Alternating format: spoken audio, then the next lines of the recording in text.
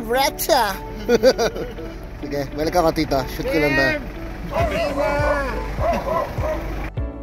Okay, you're probably wondering bakit Pajero na naman, Fieldmaster na naman. Well, ito kasi kailangan ko siya ma-shoot kasi sayang, ang ganda-ganda. It's a great opportunity to to highlight the Pajero Fieldmaster, and this one is medyo mas bata-bata, 2002. Suabe, ang ganda ng pagka-convert para sa Pajero Evolution look, malinis at sakto lang. So gusto ko lang para lang ma-boost up ulit yung ating kahilig sa isa sa pinakamagagandang SUV ng ating dekada, ating 90s and early 2000s. Okay guys, this is the 2003 Pajero Fieldmaster. So mas bago siya compared sa dating ating Furniture. So lang tayo, update lang tayo ng tungkol sa Pajero. Seems like maraming tao pa lang naghahanap ng Pajero. So ito ang isang beautiful example ng isang Fieldmaster na mas bago. So in terms of bago is, yung run kasi ng Fieldmaster is mahabang time from late 90s to early 2000s. So ito mas medyo moderno. Mostly likely investigate lang natin kung ano yung difference niya sa mas luma at bago at paano siya napaabot sa ganitong look. Ang ganda nito, it has rally art inspired look and rally mukhang Pajero Evolution yung hinahabol yan look, and it's actually a nice execution. So ang ganda ng mukha, ganda na lahat. Tapos interview natin may-ari, quick lang to. So pasyal lang natin at silipin natin kasi isa sa mga pinakamagandang SUV na nagawa ng Mitsubishi. At alam mo naman tayo, Mitsubishi fan tayo. So here you go. Ito yung mga susi niya. Pati yung tunog ng alarm, old school, classic, pang period correct. So silipin natin yung makina lang. Na-curious ako kasi if there were actually upgrades from the 4M40. Okay, pagpasok mo pa lang yung amoy, ay ako, kay ganda, kay bango. I think leather seats or leather seat cover. Yan, buksan lang muna natin yung makina. Malutong pa yung makina. Pero anyways, before we go there, ito yung loob. So technically the same yung tinignan natin before. I think this has leather seat covers though, captain's chair, front rehas. It has this controller for the rear fog, suspension setup, hard at soft. The radio is period correct, pero nakaroon siya, may Android na siya dito. Yung before na pinuntahan natin, yung mga gauges siya diyan. So that's orig yun. I mean, that goes for the old talaga adventure look. This is more of a road look, pero though naka-rally inspired siya. Wood trims all over, parang same lang ng tingin natin. Angas pa rin, diba? I love it. Enjoy talaga tumingin ng lumang SUV.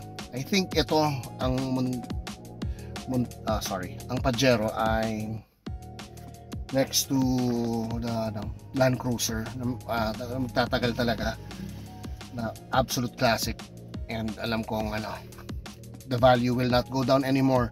Mataas na lang to. Yun, correction, it has seat cover pero naka leather seat siya. So yung amoy ng leather ng Montero, ng Pajero is the same. Bango pa rin. Let's go to the engine. Check natin. Definitely hood scoop is because turbo. Ito ang makina. Okay. Lagi lang yung mga fellow Americans.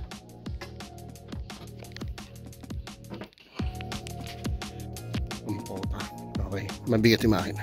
Okay, this is the 4M40 pa rin pala yung engine niya, top mount intercooler, and it's actually malinis naman, ganda pa rin. Very reliable engine. Ang mga Montero, Pajero, medyo makupad, pero pag marunong kang pa takbuhin yung turbo niya, paipon yung spool, it's actually a fast car, magandang torque. So it's all stock. So yeah, solid yun. We'll go with the test drive with the owner maya. Kung pinapasyal ko lang kayo, the mugs is, let's check it out. Ganda ng tires, no? Size 16 Aussie Racing. Hindi ko alam kung rig or reps, pero the tires are medyo mud tires. It has 265 by 75, so chunky. Rally Art mud guards to give that look. Tapos din yes, and I like what he did with the car, with the details. Medyo pag palagay ka ng mga decals, medyo nakaka-nervous yan. I mean, medyo nagkamali ka mo ta. Pero ito, meron siyang mga little details na like ma-appreciate mo, like this one.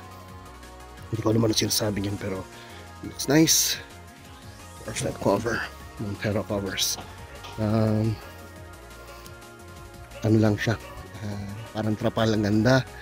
And here we have the wing, body color. Then this one, tamang decals. And this one, ito medyo loud to. Ito yung parang sumisigaw na Rally Art look siya. Step seal. So bilang ito, it says Pepsi. Hindi ko alam ano sinabi ko sa Pepsi. Joke, hindi ko alam ano sinasabi. It has the Rally Art on the top. And it says here sub. Ganda. At meron siyang, alam ko, meron siya plate. Skid plate. Hindi ko alam kung Jaws to or Rally Art. Looks damn cool. Rally Art emblems and the beautiful Mitsubishi. So, yun lang, walk around lang, then we'll check out the car. Pwede yun.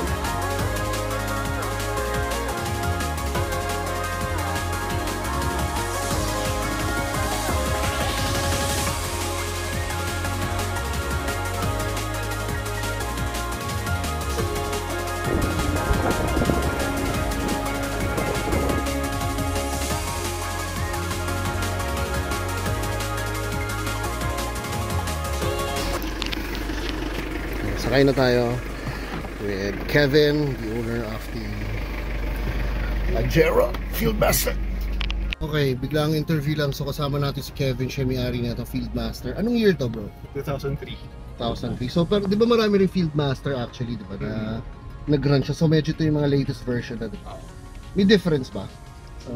Mostly yung mga before yung mga 4x4 ganyan, tapos 4x4 manual. Usually yung mga leader versions, mga ganito na Matic na 4x2. 4x2 to? Wala tong ano? Wala. So may version din pala to 4x4. Mayroon 4x2. Pero to Matic na 4x2 tama? Okay, solid. So Matipid naman. Compared sa ano, kahit ilang drive ganyan, okay naman. okay. Sunod na tanong, bakit ito napili mo? Alam ko isa sa mga first car na yata to. First car. So bakit naisip mo magpa-Pajero? Kasi simulan nung ano pa lang, younger, siguro mga high school, ganyan. Ito na yung gusto ko talaga. Pero syempre, bata pa tayo, hindi pa tayo kumikita. So gusto mo yung looks niya ba? Or anong looks at saka yung dating. Iba kasi yung dating. Iba sa Pajero. Iba yung dating talaga. Sunod, magkano roughly mo nabili to? I mean, yan, magkano? Kasi para may idea at least yung mga tao. Ano yan? 500 po. 400 to 500, mukhang mataas yun, ano? Mataas. Kasi nakuha ko to 2003, tapos 76k yung ano, 76,000 yung mileage niya. So mabata At that pa. time, Bata pa. Mababa. Okay pala. Yan. Medyo mataas. Oo nga pala, kaya pala mas mahal. Okay. Next question is mods. Anong mga ginawa mong mods dito sa Pajero mo? Mods yung ano pa lang, yung actually nagpalit lang ako ng shock absorbers dun kasi imbis na sensor, tapi pinalit ko yung gas na lang para fix na siya na ano, isa-isang ano na lang, stiffness na lang. Tapos Dati ano siya, fluid. sensor type siya yung ano, yung na-adjust na soft, medium mo, hard. Okay. Suspension. Yan. So, Ngayon, hindi na siya nag-function nga lang. Tapos yung ano, yan, palit lang mo ng rims, ganyan, tapos na goma, ganyan, para lang bumagay talaga. pero yung mukha niya binago mo, diba? Mukhang ano na siya. Yung grill niya, Evo grill, tapos yung overrider dun sa gitna, kasi usually ano lang siya, yung steel bumper lang yung sa gitna. Tapos yun, niligid ko ng overrider, tapos ano din, yung skid plate, Evo skid plate na din. Oh, okay, okay. Oh. Kala ko kasi chinek ko, kala ko Jaws ba yun? Jaws. Wala na. Ito mo rin, so Mitsubishi na Mitsubishi na- pang Evo. Oo. Okay. Kasi ang Evo is the two-door version, di ba? Two-door version na V6 3.5. Na gas. Oo. So talaga, syempre Fieldmaster to. So okay, okay. Okay, so ano pa ba ang pwede natin? Ano pa masasabi mo sa experience mo with this car? Okay naman, sobrang reliable talaga kahit na saan mo dalhin.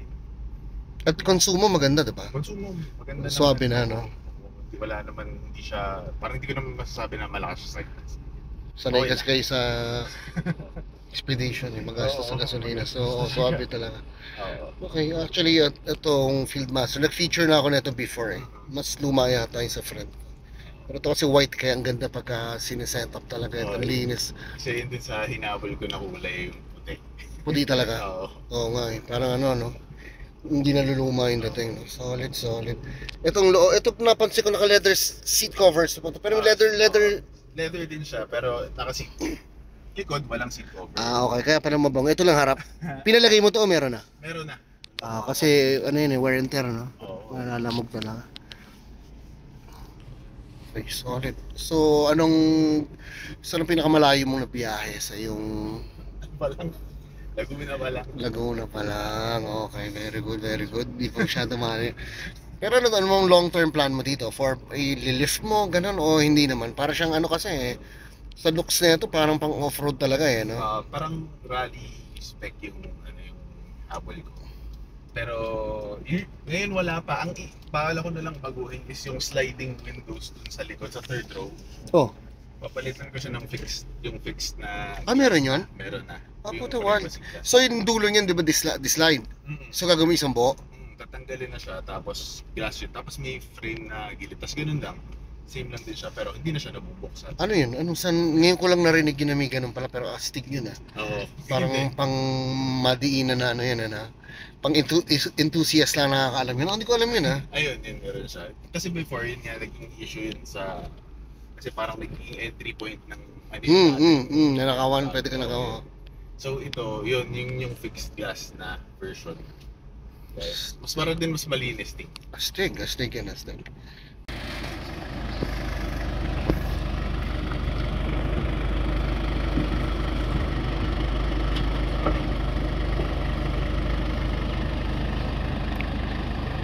Yun na lang. So this is Kevin. He owns this very awesome SUV, Pajero Fieldmaster. So any shoutouts, sir? Wala. I see. Shoutout sa'yo. Alright. Kuya. Thank you so much, Kevin, for your time.